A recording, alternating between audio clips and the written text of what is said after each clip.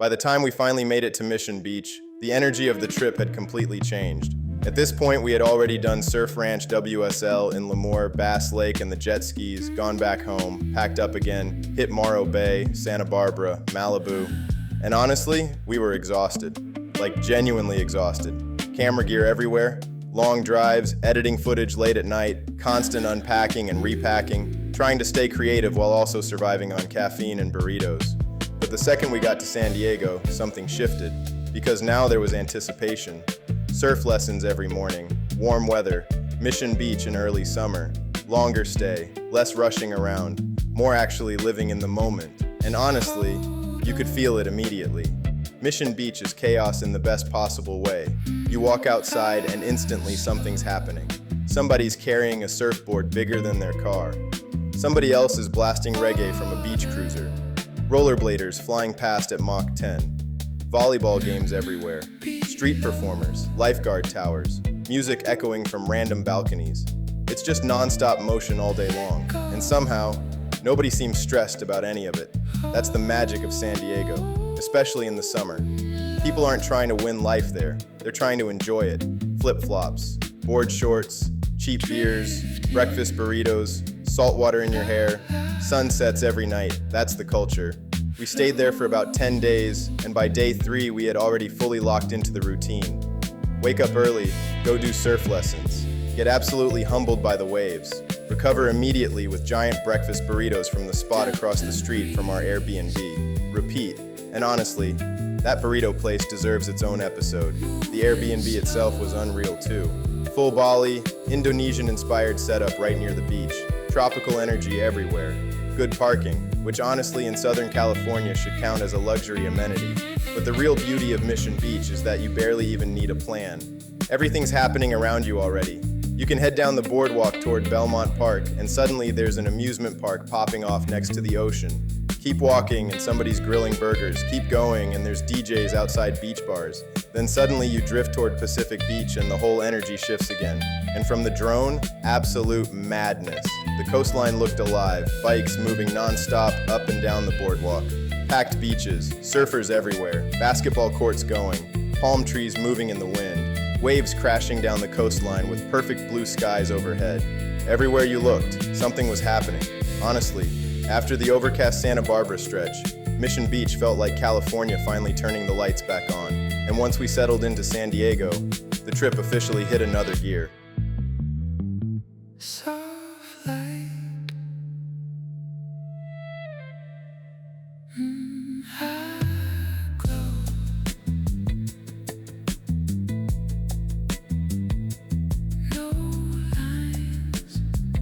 And the surf lessons?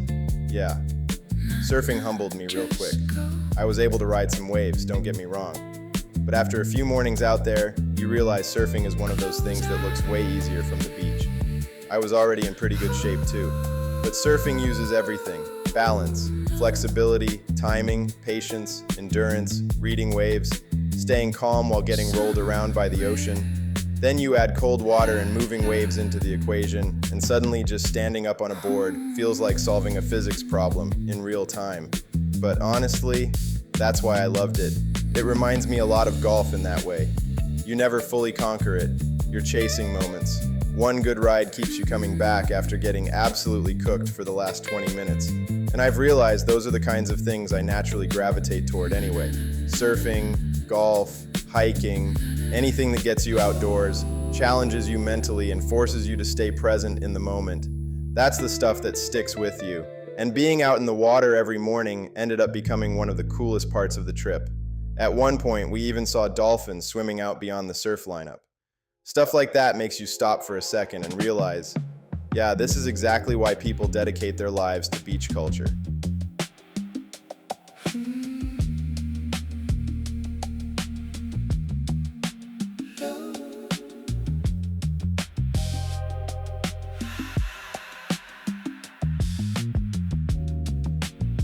And one of the days, we drove up to Encinitas for the Switchfoot Bro-Am. And honestly, That event completely captured what makes the San Diego surf community special. It's this huge annual beach festival with live music, surf culture, local brands, food, charity events, and people everywhere just hanging out near the ocean all day. But what really stood out was seeing the adaptive surf programs helping paraplegic surfers get out into the waves too. That was genuinely inspiring to watch, and the whole thing was free. That's what made it cool. It didn't feel corporate or fake. It just felt like a bunch of people getting together because they love surfing, music, beach culture, and helping others. There were tents everywhere giving away products, music playing non-stop, people walking barefoot through the sand, surfboards lined up all over the beach. Just pure California energy. Parking was a complete nightmare. But honestly, once you got there, you forgot about all of it. And that's the thing about San Diego. There's always something happening. We honestly barely scratched the surface. Every day there were bars we wanted to try, restaurants people recommended, random places we discovered while filming, different beach communities, live music, rooftop spots, taco shops. But to be honest, most days we didn't even feel the need to leave the beach area. Everything we actually wanted was already there. That became the whole rhythm of the trip. Wake up, surf, grab food, walk the boardwalk, take the bikes out, take the rollerblades out, fly the drone, film with the GoPro, catch sunsets, repeat. And honestly, this was the first trip where we really started taking filming seriously too. We filmed stuff our whole lives on phones and random cameras, but during this trip we actually started thinking cinematically. Drone angles, GoPro movement shots, timing, lighting, transitions, how moments feel instead of just recording them. And because of that, there's honestly a ton we didn't even film. Some of the best restaurants, some of the funniest moments, some great bars, random conversations, little beach memories that only exist in our heads now. But honestly, maybe that's part of why the trip felt so special too. Not everything needs to become content. Some moments are better when you're just fully there living them. And that's probably the biggest thing Mission Beach gave us. Time. Time to slow down, time to breathe, time to laugh, time to learn something challenging, time to just exist near the ocean without rushing anywhere.